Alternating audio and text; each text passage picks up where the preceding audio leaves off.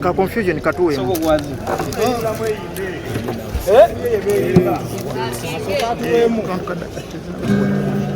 Ayavudde damuki. Ikubirewo. Ayavudde damuki tetujja kwocha tumanyi nnyo music. Osegera. Confusion. Confusion.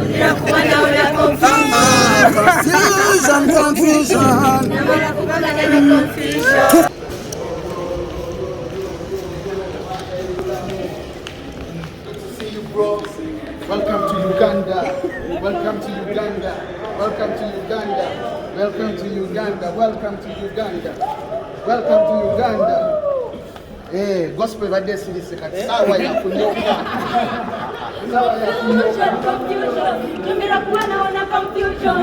Competition. Na kupelele competition. Tutambule. Obula mutamulika balala. Omusajja tumulese.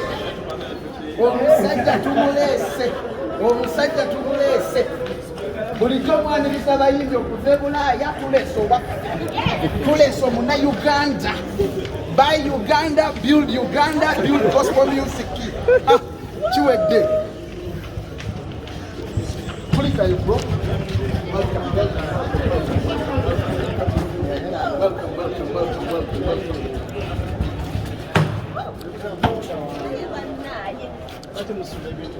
Gitayo muyimbi mwagala gyonoona.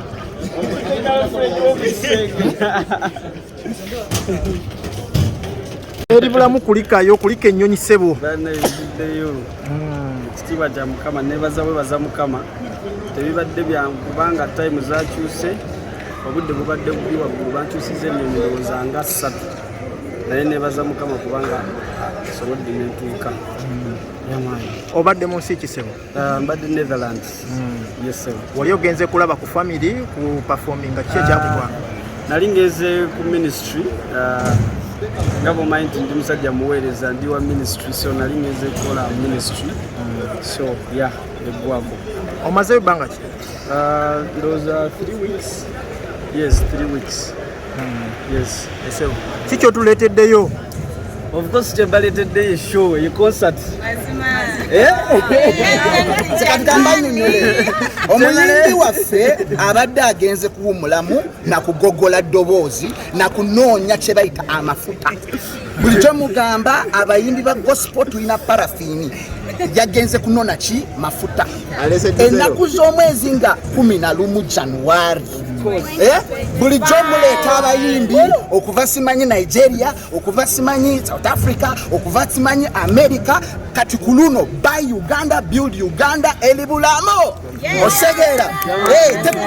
Elibulamu asinza nanyi sigenda kutokota nga sikisaanikira. Era buli mulokole yonna gy'oli tubeegayidde kintu kimu. Ono omwana ali international, ekivulu kirina okujjula, ebintu ebyokuyimbira obutebe twakola ki?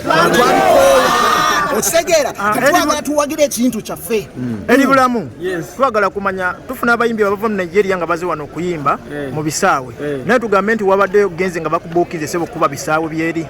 Of course nze nga bwe nkugambye nti ndi musajja wa buweereza ministry. Mbadde ne churches zenkolamu ministries eyo e Netherlands. Ndowooza zibadde nga nnya mbadde ngiraba nga mbipostinga. Yaman mbadde nina obuweereza obwantwala naye of course nga bwekimanyi nti ndi wa muziki yenayena ne mbayisaamu eggaali non-stop. Kati eri bulamu kokomyewo abesika tuba tulaba 11 nga yesinga otambula naye nga tumanyi 11 ki ekisinga okuba nga kitrending 11th January it is my maiden concert MTN Arena Lugogo. Okitegeera? Yekyekyo kyokka kyembaleetedde nga 11 ye concert yange egenda okubeera erugugu ku MTN Arena for the first time. Tuze tukulabako ng'okola ebivulo byo mu bifo ebireetedde n'amakanisa. Lwaki ku mulundi guno asobola okuba nga Temples event ogitwala outside church community? No, nze ebiseera ebisinga actually nze sikolangako show mu kanisa. Ensonga ennemesa okukola show mu kanisa olw'ensonga Katonda ampadde abantu, ampadde emikwano emirungi, abasiraamu, abakatuliki, abamu nga bambi tebaagala kugenda mu church. Kitegeera? Tugenda baleeta mu church mu ngeri yonna. Kitegeera? Naye tetugenda bakakayo. So kati tuba tutte awantu buli omu wafiringira comfortable bajje tubakuba omuziki abakyuka bakyuke then betwale mu church. Mu bantu abakwanize tulabemu eyali president w'abayimbi. Sagala mbabuli eyo byemuwazambu eyali president babu kujjako nze president w'abayimbi ba gospel mu ggwanga erya Uganda. Babu mujjako muve kwoyo simanyi agamba temugenda kuyimba mu Bamisiri ate nga ye MC mu Bamisiri ekyo twabikoowa twakowa nanfu president w'abayimbi kamala ekibuzo kyange. Tukulabe oyanaliziddwa president w'abayimbi aliko amafuta g'ennyonyi. Yes, aliko amafuta aliko amasanyalaze ye muyimbi wa gospel aliko nga gwe omu ku bayimbi mu ggwanga Uganda eri bulamu owulira otya nga oyanaliziddwa omu ku bantu abatwalibwanga abakulembeze b'abayimbi mu ggwanga Uganda basically kikwisiza kityanga omuyimbi? Of course, Chief Sabulungi ne muganda wange John Melias alina waali awo. Yeah. So Chief Sabulungi atenga abasajja balina kye bagattako kitegeera. So ndi musanyufu nnyo okubanga musajja si mwangu anzikiririzaamu nze ganzemu kitegeera era ndi musanyufu nnyo okubanga akoze eki ngazze okunkima ne ttiimu yange ttiimu eri bulamu. Basically ekigambo ki ky'oyinza okuba nga ate saawa zino ogamba abawagizi babadde bakulindidde nga bakulaba otrendinga outside Uganda kati nga kadde okubanga okomyewo Uganda okubaako nekyokola? Kati abawagizi kyenyinza okubagamba nti concert gyendeese ku mulundi guno mbadde nkola ebintu ebirala bingi nnyo nkoze rehearsals ez'enjawulo nina ebintu bingi nnyo njagala tugenda kukola concert gye mutalabangako etabeerangawo ko wano e Kampala okitegeera okuviira ddala ku organization taata wange okuviira ddala ku organization engeri gye twaorganizinzeemu eno show egenda kubeera yanjawulo nnyo ttiimu gye nkola nayo byonna buli kimu kigenda kubeera kyanjawulo nnyo okitegeera era njagala abantu bajjeko olwo olunaku beerabireko kubanga kino kigenda beera kyanjawulo nnyo. Tukimanyi kati okooye katukwe ku budde obugenda okuwumulamu naye wakyalo banna nga balina ebibuuzo tuwa omukisa balaba beeto mu kiboogera. Asooka tubuulireko gwe ng'omuyimbi wa gospel badde Bulaaya kikyoyizeeyo kyolaba kye tulina okwongerako music waffe naffe okweyongera okugenda international? Of course kyenjizenze ebintu ebisinga byenzizeeyo biri personal kubanga mbadde saagenda kuyigira kyalo. Togaba masanyalaze? Masanyalaze ngaba naye ebintu ebisinga byenzizeeyo biri personal okitegeera na birina ku buweereza bwange so bwe namala obiteeka mu nkola then nja bisharingira n'abalala. Of course. Alaneko ina kyoyogera ekisembayo? Ekisembayo kyenjogera webale situla ndongo ya muyimbi. No, ene ndongo evudde Bulaaya okitegeera gyagenda okuyimbisa ku lunaku nga 11. Eno gita bagimpadde olw'ensonga nina bwe nakubye gita n'enjikuba nnyo. Katubalage mukiraba gijemu naddala mutegeere amaanyi ge gagenda okuva bagimuwadde buwi gita ogiwulira confusion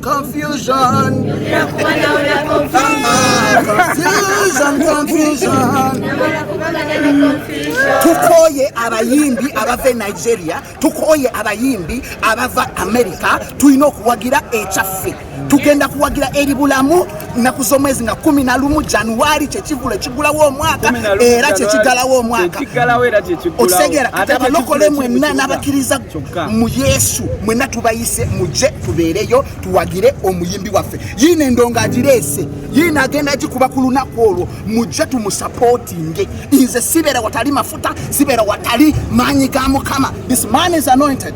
Amen. This man is favored. Amen. Hallelujah. Amen. Tugenda kusaba ezo sala tugenda kusaba sala y'amaanyi mu linnya lya Yesu tugenda kujjuza eri bulamu atuwemu ka confusion awo tusiibule ka confusion katuwemu